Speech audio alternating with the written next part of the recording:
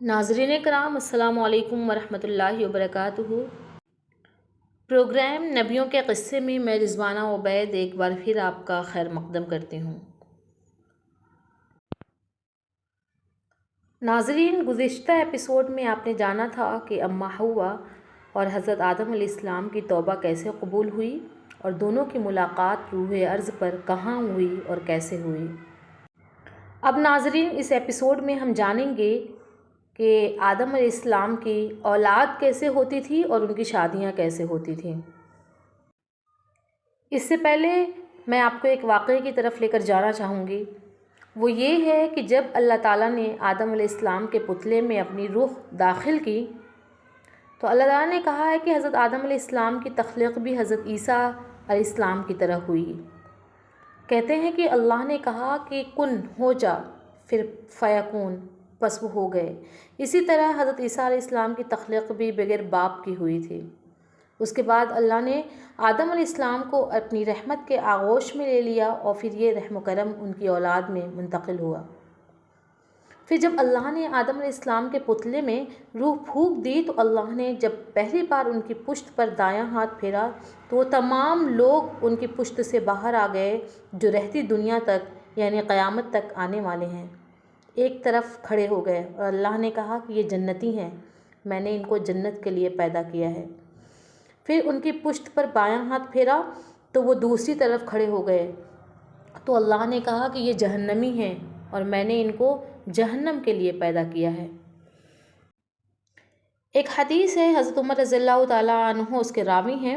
وہ کہتے ہیں کہ جب نبی صلی اللہ علیہ وسلم یہ حدیث بتا رہے تھے تو ایک شخص نے پوچھا کہ جب یہ چیز پہلے سے ہی طے شدہ ہے تو ہمارے اعمال کس میں جائیں گے؟ تو اس پر نبی صلی اللہ علیہ وسلم نے فرمایا کہ وہ تمام لوگ جو جنتی ہیں وہ نیک اعمال کرتے رہیں گے یہاں تک کہ ان کا خاتمہ نیک کام پر ہوگا اور ان کو اسی کے عمل کے مطابق اس عمل کی وجہ سے ان کو جنت میں داخل کیا جائے گا، اور جو جہنمی ہوں گے وہ غلط کام کرتے رہیں گے اور وہ سارے گناہ اور غلط کام کرتے رہیں گے یہاں تک کہ ان کا خاتمہ بھی غلط کام پر ہوگا، تو ان کا یہ عمل ان کو جہنم کی طرف لے جائے گا۔ لیکن ناظرین، یہاں پر ہم آپ کو ایک اور بھی بات بتا دیں کہ انسان کو اللہ نے عقل و شعور عطا کیا ہے، اسی وجہ سے اسے اشرف المخلوقات بنایا ہے، علم دیا ہے تاکہ اس کو یہ خود وہ فیصلہ کر پائے کہ اس کے لیے کیا صحیح ہے اور کیا غلط ہے، وہ کون سا راستہ ہے جو اس کو جہنم کی طرف لے کے جائے گا اور کون سا راستہ ہے جو اس کو جنت کی طرف لے کے جائے گا۔ اس کو فرق سمجھتے ہوئے، اس چیز کا فرق سمجھتے ہوئے انسان کو صراط مستقیم پر چلنا ہے۔ ناظرین کرام، اب ہم بڑھتے ہیں اپنے قصے کی طرف اور آج ہم آپ کو بتائیں گے کہ حضرت آدم علیہ السلام کی اولاد کیسے ہوتی تھیں اور ان کی شادیاں کیسے ہوتی تھیں۔ اماں حوا کے بارے میں کہا جاتا ہے کہ وہ ہر مرتبہ جڑواں بچوں کو جنم دیتی تھیں، یعنی ہر حمل سے ان کے 2 بچے ہوتے تھے، ایک بیٹا اور ایک بیٹی، اور جب دوسری مرتبہ بیٹا اور بیٹی ہوتا تھا تو پہلے ہونے والے بیٹا کی شادی دوسرے ہونے والے بیٹی سے کرا دی جاتی تھی۔ ہم یہاں آدم علیہ السلام کے اولاد کی بات کریں اور حابیل اور قابیل کی بات نہ کریں، یہ ممکن نہیں ہے کیونکہ یہ دونوں بہت ہی مشہور ہیں، بہت ہی فیمس ہیں۔ قابیل کے بارے میں کہا جاتا ہے کہ یہ غصے والا تھا اور یہ بڑا تھا، اپنے بھائی سے بہت بغض و حسد رکھتا تھا، اس کے اندر بہت سے منفی جذبات تھے۔ اور حابیل نیک طبیعت، نیک سیرت، خوف خدا رکھنے والا انسان تھا۔